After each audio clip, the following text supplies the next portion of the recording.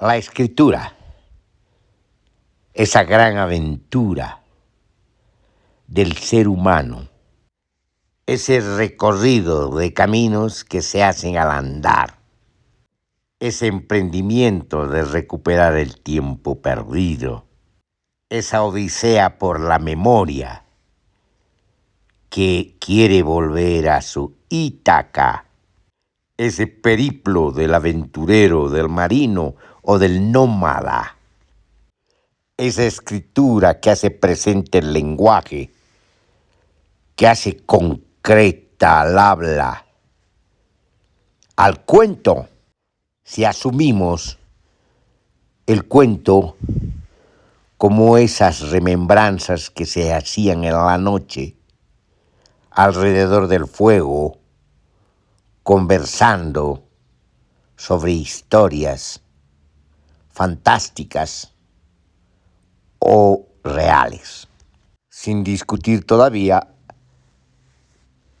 la relación entre lo real y lo fantástico.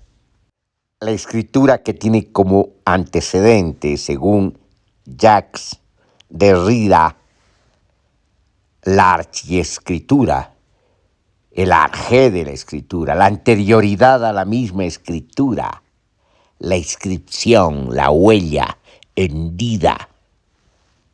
Entonces la reescritura, el develamiento y el desenvolvimiento, el despliegue del pliegue mismo que ya estaba en esta inscripción, en esta huella, en esta archiescritura. Entonces la escritura que hace presente la archiescritura. No hablamos, por cierto, de la escritura que repite al habla, esa continuidad de la oralidad, esa invención de la escritura de los escribas que inventaron el Estado y a Dios.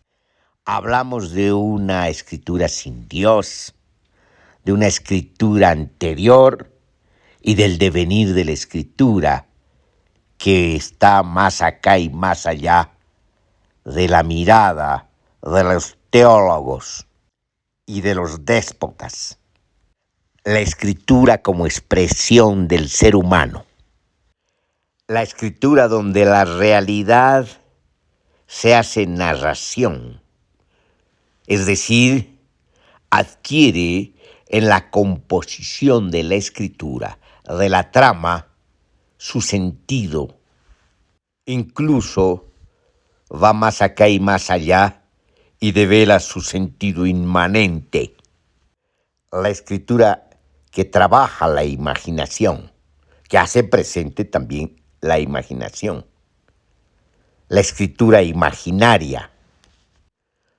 La escritura donde hace carne, por así decirlo, la imaginación. Adquiere perfil, forma, contenido y expresión. Retomando la discusión que anunciamos al principio, no hay pues una diferencia radical, por así decirlo, entre realidad e imaginación. La realidad se imagina, si no, sería realidad. La realidad forma parte de la imaginación y la imaginación forma parte de la realidad. Son indisolubles. Que la realidad pueda darse sin la imaginación, como lo afirma una tesis materialista dura, no es posible porque no sería realidad. La realidad es nombrada, es un concepto. De lo que hablan es de otra cosa. La realidad sin la mirada humana. Y eso no es realidad, es algo distinto. Entonces la escritura es inmanente al ser humano. El ser humano es un escritor nato, es un narrador nato. Tiene capacidad para hacerlo y serlo. Que no todos se especialicen en la escritura, en la literatura, en el desenvolvimiento de la imaginación como arte, incluso como teoría, no quiere decir que todo ser humano contenga esta potencia y esta posibilidad. Son problemas de circunstancias histórico-políticas y culturales de la sociedad moderna y de la sociedad civilizada si atendemos a los 5.000 años de sociedad con Estado. La escritura es inmanente y es trascendente a la vez. Es interior y es exterior. Está en el adentro y está en el afuera. Es experiencia convertida en memoria y es memoria desenvuelta, desplegada, transformada en escritura, es decir, en la configuración y en la construcción del sentido. En unos ensayos sobre la metáfora y sobre la poesía, que viene de poiesis, que quiere decir creación, dijimos que la metáfora es anterior al lenguaje, que la metaforización es anterior entonces al acto lingüístico. Pero ¿qué pasa entonces entre poesía y escritura? Cuando la poesía se escribe, adquiere forma y contenido en la escritura, es cuando la poesía adquiere una de sus formas, se aposenta en la escritura. En el caso de la poesía, como hemos dicho también en esos ensayos, no se trata de narración. Aquí no hay desenlace. La poesía sencillamente es una rebelión del cuerpo, de la potencia corporal. Es una revelación de la potencia. Es la potencia creativa de la vida. En la imaginación desplegada, desenvuelta, en devenir, adquiere el devenir de la metaforización. Pero ahora no estamos hablando de poesía, sino de narración, particularmente de la narración de los cuentos o en los cuentos. La poesía obviamente se escribe, pero no como narración, sino como develación de la potencia misma creativa y de la potencia de la imaginación. Esto no quiere decir que la poesía no se haga presente en la narración. Se hace presente en la narración, adquiere formas y expresiones poéticas. Por ejemplo, en el Aleph de Borges, en su cuento Los teólogos, Euforbo, heresiarca, dice respecto a su incineración: no encendéis una pira, encendéis un laberinto de fuego. Si aquí se unieran todas las hogueras que he sido, no cabrían en la tierra y quedarían ciegos los ángeles. Esto lo dije muchas veces. Si esto no es poesía, ¿qué es? La poesía invade la narración. La poesía invade al cuento, también a la novela, y algunas veces invade las expresiones teóricas. Sobre todo ahora, cuando la teoría de la relatividad y la teoría cuántica buscan expresiones adecuadas para configurar lo que descubren. Pero ¿qué es el cuento? No es, desde nuestro punto de vista, una novela chica, como de alguna manera se ha definido en algún momento por algunos analistas de la crítica literaria. Para nosotros el cuento es otra cosa. El cuento es una composición distinta a la novela. Ciertamente hay desenlace, aunque ahora, en la novela más contemporánea, más actual, el desenlace también puede difuminarse. Pero asumamos que el cuento tiene desenlace, pero el peso del cuento no se encuentra ahí, sino en su propia composición, en la estructura de sus mediaciones, también en la plataforma de su principio, de sus inicios. En el cuento, el peso se encuentra en sus engranajes, en el desciframiento de sus claves, de sus códigos, que están en los hechos, en las acciones, en los objetos, en los perfiles de los personajes. El peso del cuento está en la construcción misma de la narración. En el cuento, los teólogos vuelven el doble, la alteridad, la simetría, el juego de espejos.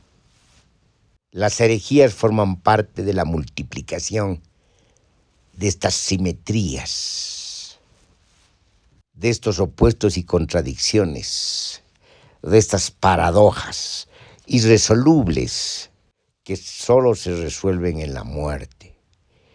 En el caso de Juan de Pandonia, en la hoguera, acusado de hereje. Y en el caso de Aureliano, su otro, celoso y envidioso, siempre postergado, muere por un rayo que incendia los árboles que los rodean. Y cuando ambos llegan al cielo, Dios los confunde, llama a Aureliano Juan de Pandonia. Entonces, Dios es indiferente a las discusiones heréticas y religiosas y ortodoxas, y es indiferente también a las identidades y a los nombres. El cuento, los teólogos comienzan con un cataclismo, visto desde la ciudad de Dios, Roma invadida por los hunos. Borges escribe: arrasado el jardín, profanados los cálices y las aras, entraron a caballo los hunos en la biblioteca monástica y rompieron los libros incomprensibles y los vituperaron y los quemaron. ¿Acaso temerosos de que las letras encubrieran blasfemias contra su Dios, que era una cimitarra de hierro? Ardieron palimpsestos y códices, pero en el corazón de la hoguera, entre la ceniza, perduró casi intacto el libro duodécimo de Civitas Dei, que narra que Platón enseñó en Atenas que al cabo de los siglos todas las cosas recuperarán su estado anterior, y él, en Atenas, ante el mismo auditorio, de nuevo enseñará esa doctrina.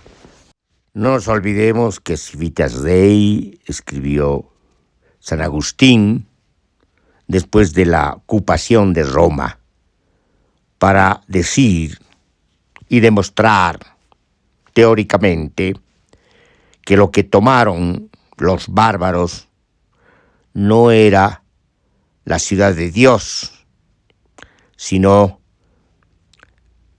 era la ciudad de los humanos, de los hombres. la ciudad de Dios se encuentra en otra parte.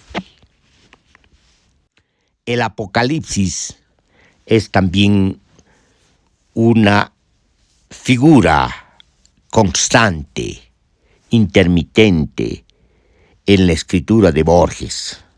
Pero no solamente hay bárbaros, sino herejes. También amenazan la ortodoxia, que representa la ciudad de Dios para la interpretación de los ortodoxos y los dogmáticos. El cuento de los teólogos es una discusión entre teólogos en distintos tiempos, mostrando su desacuerdo irreconciliable y fanático.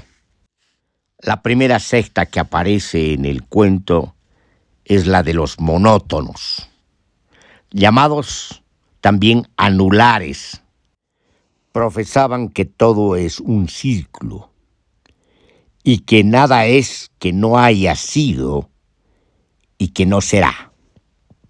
Se dice que en las montañas la rueda y la serpiente habían desplazado la cruz. Es Juan de Pandonia quien impugna tan abominable herejía. Aureliano previó que Juan fulminaría a los anulares con gravedad profética. Optó para no coincidir con él por el escarnio.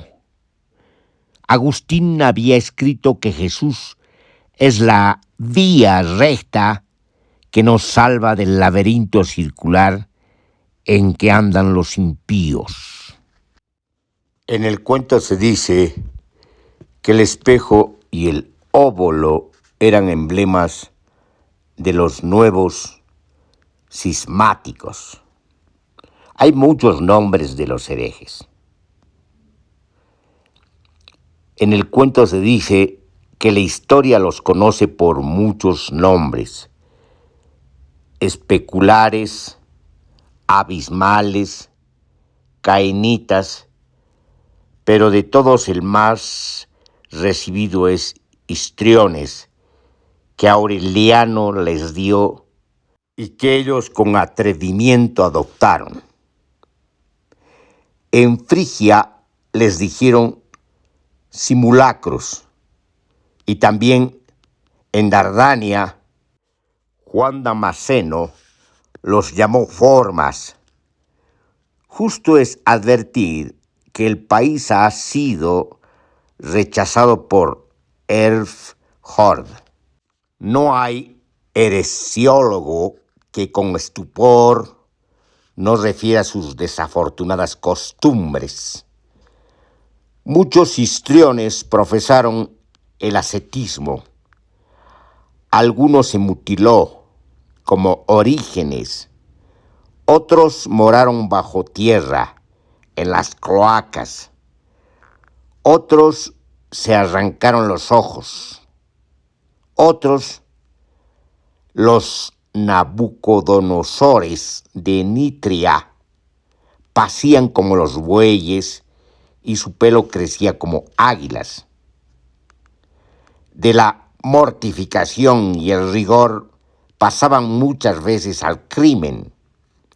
Ciertas comunidades toleraban el robo, otras el homicidio, otras la sodomía, el incesto y la bestialidad. Todas eran blasfemas. No solo maldecían del Dios cristiano, sino de las arcanas divinidades de su propio panteón. Como se puede ver en el cuento, no solamente aparece la configuración del Apocalipsis, de los dobles, del espejo y del laberinto, sino también de la confusión, del caos. Es la rebelión religiosa o la rebelión que en esos contextos se da a través de la disputa y la concurrencia religiosa. Entonces asistimos a distintas interpretaciones. Y los protagonistas y autores de estas interpretaciones son los teólogos, los estudiosos de Dios, los especialistas en Dios, hasta podríamos decir los que se comunican con Dios. Si acudimos a la figura arquetípica del Sigurat, cuando se funda la iglesia, la interpretación en la iglesia basadas en una arquitectura del templo, pero también arquitectura del Estado, del primer Estado y de la primera ciudad, Ur. Volvemos a reiterar, no se trata de desenlace, sino del acontecimiento mismo que narra el cuento, del referente del cuento, que es este acontecimiento, el acontecimiento asombroso de otra historia posible, de otra historia que aparece en la ficción, en la narración del cuento. El peso del cuento se encuentra en el transcurso mismo de la narración y de lo que narra la narración, de ese acontecimiento que puede ser imposible, pero se da en la narración, se da en la ficción, se da fantásticamente y por eso de manera más contundentemente real. La escritura entonces es la realización misma de la imaginación, donde la memoria encuentra su medio, su ámbito, su substrato, su oikos. Volviendo a la paráfrasis de los marineros portugueses que decían que lo importante no es vivir sino navegar, nosotros hicimos la siguiente recurrencia interpretativa y aplicación. Dijimos, lo importante no es vivir sino escribir. La escritura es una forma de vivir, una forma intensa de vivir, una forma de vivir inscribiéndose, hundiéndose y hendiéndose en la tierra, dejando la huella en la memoria, haciendo y convirtiendo en vital la memoria, lugar y sustrato donde quedamos, donde a la vez emergemos y a la vez nos enterramos. Pero lo hacemos para pervivir, para revelarnos a la finitud y a la mortalidad, a la realidad y a la historia. Lo hacemos escribiendo otra historia y otra realidad.